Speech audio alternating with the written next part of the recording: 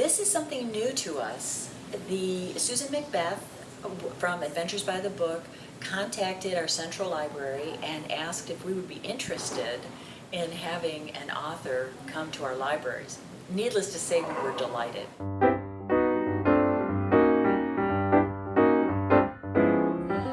He read to me every night.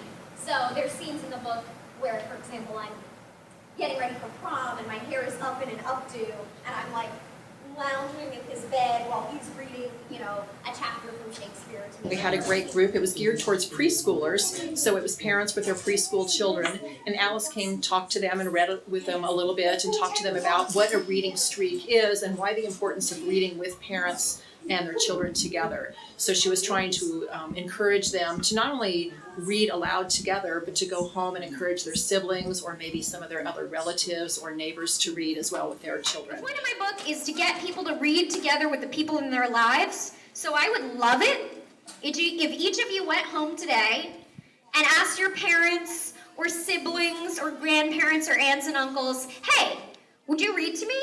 And then said, let's try to read 10 nights in a row. Let's try to read 100 nights in a row. If you miss a night, keep reading. It's no big deal. Still good books. Still good people. You'll have a good time, I promise. These fancy certificates are available here or at any of the stops we did today.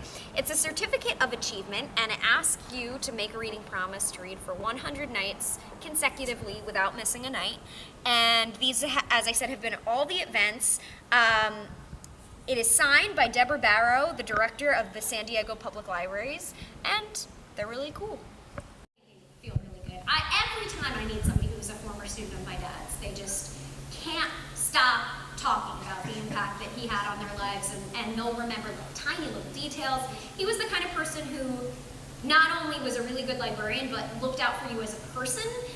There was a boy who I ended up working with in a theater program, Melpon, and Melpon was a boxer, and he was like the sweetest, gentlest kid, but he was a boxer.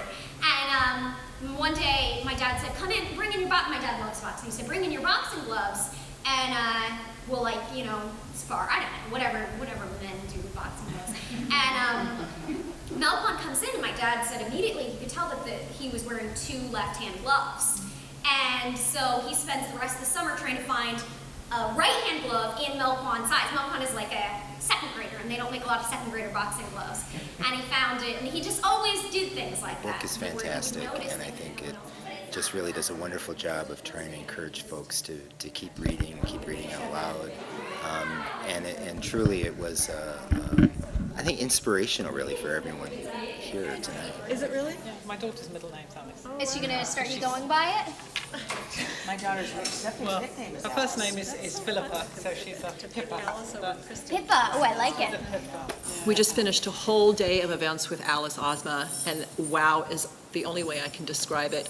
She is just, for 23 years old, she's so articulate and engaging and inspirational, and I love the fact that she is not afraid to be her own unique individual self. I think libraries are under a lot of pressure. I think reading is under pressure just because there's so many demands on people's time that for people to pause a moment and to remember the importance of sharing a book with a child or an adult or someone that's special to them. It's been a fabulous day, and I can tell that she inspired every single person in the audience, whether it was the preschool children and their parents in the first event, to the elementary school kids that she engaged so wonderfully with, to the adults here tonight. I think this is one of the longest events I've ever done because the adults were so engaged with her they didn't want to leave. Thank you very much for having me today. You've been really great.